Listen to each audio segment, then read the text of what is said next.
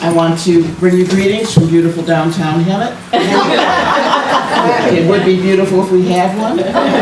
We don't. We have what I call a mallette. We have Sears, Penny's, and something else. Forever 21, which has nothing to do with me.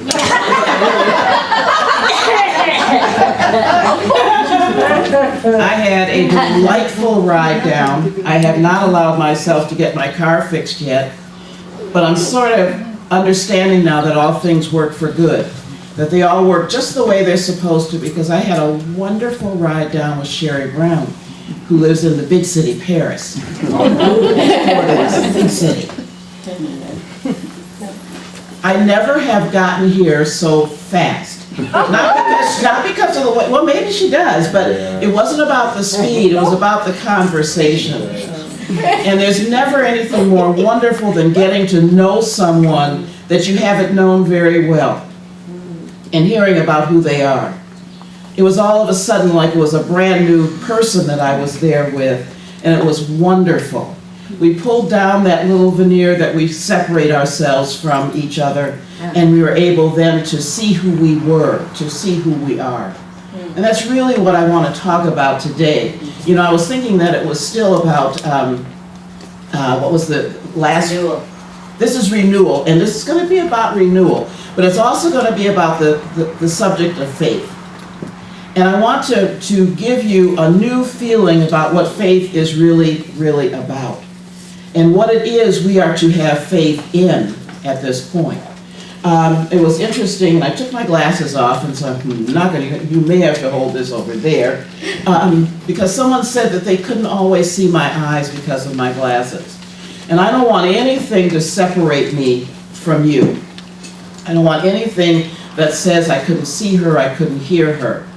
I want you to truly hear what I have to say today, and then let's look at how we're living our lives and see if there's some changes that need to be made. And believe me, there are many changes that need to be made. I'm going to tell you an old story that you've probably heard before, but I want you to hear it this time and really, really hear it. And it has to do with the eagle who's in the chicken yard. We've all heard that story. We've often wondered, I don't remember exactly how it happened that the eagle was hatched in the chicken yard. I don't know if the egg was dropped there by accident. I'm not sure what happened. But because of the fact that this eagle had been hatched in a chicken yard, it began to think it was a chicken. Now when the eagle hatched, they all looked and saw that it was a little bit bigger than what they were used to, and certainly looked a lot different than what they were used to seeing. However, they just decided, well, we'll just take it in and we'll just let it be a part of our family. So as the eagle grew larger and more powerful, he soon learned, however, not to show this power.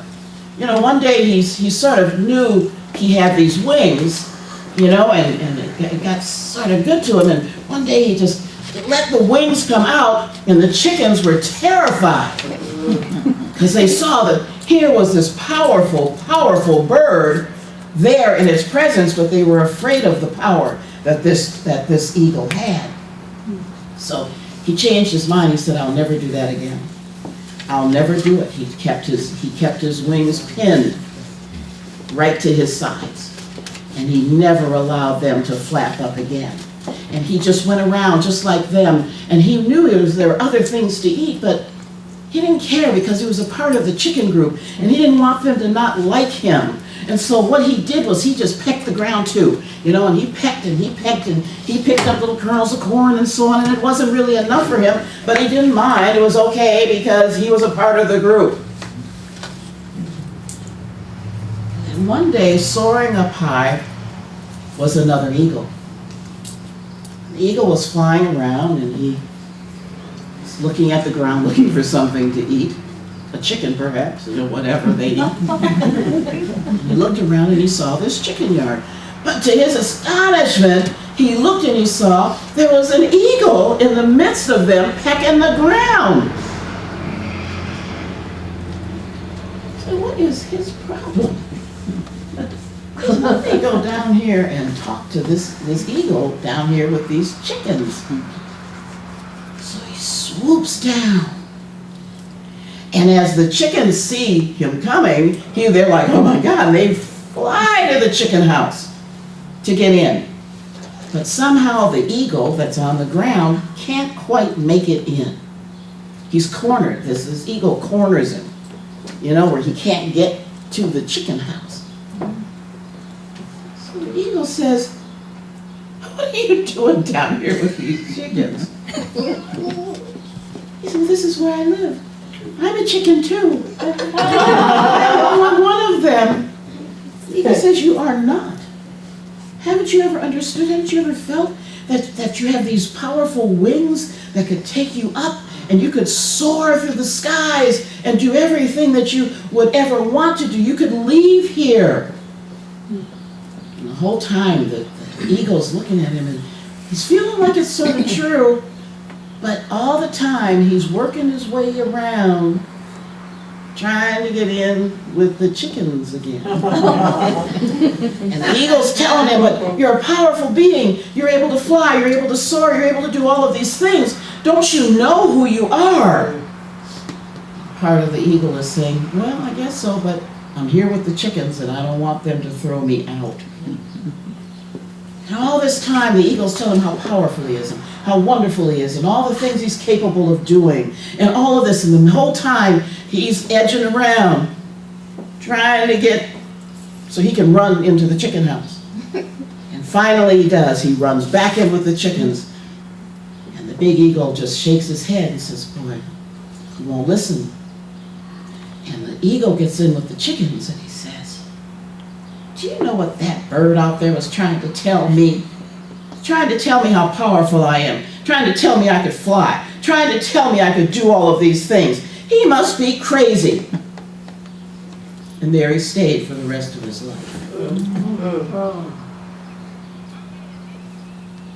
Who are you? Here we are. We're all eagles. We're all here with these incredible wings that can take us soaring above everything and all things that are here for us. And here we are, down pecking the ground with the chickens.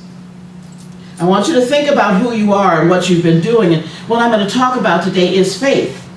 And you see, faith is merely being and understanding who and what you are. And living in that knowledge. Living in the knowledge that you are powerful, incredible beings. Able to do anything, able to fly, able to soar. Not necessarily, I mean, we have learned how to soar, haven't we, by going into planes and so on. We've learned how to lift ourselves above things. However, we don't understand that there's a power that lives in us, and that power is faith. It is what and we really are. You see, we are born of faith. There's nothing in us that is not faith. Everything that you do, the faith that came to you as a tiny little baby embryo, that was what grew you, was the faith that you were what you were, that you were always going to be that. They used the example of faith as in the mustard seed, and I was reading something and they said, you know, it really isn't about the mustard seeds that we've known. The mustard seeds that they would have been talking about back through the ages were much larger, actually, but the same principle. Now, when they say have faith as in the mustard seed, what are they talking about? You know, are they talking about us having faith that the mustard seed will grow? What are they talking about? But what that really means is, do you think that the mustard seed ever doubts that it can grow into a huge mustard seed? This is the faith I'm talking about. The faith in yourself. The faith in just who you are. You see, faith isn't about doing something. Faith is about being who you are. Faith is about understanding and knowing, just as you grew from that tiny little microscopic embryo, that always within you was the power to be more and to do more. Always, it's an idea, it's the fact of how deep are you willing to go? How much are you willing to be who you are? How much are you willing to allow that to express? And when you're in a group and you really don't even believe what's going on in the group, how often do you stay because you're so afraid of being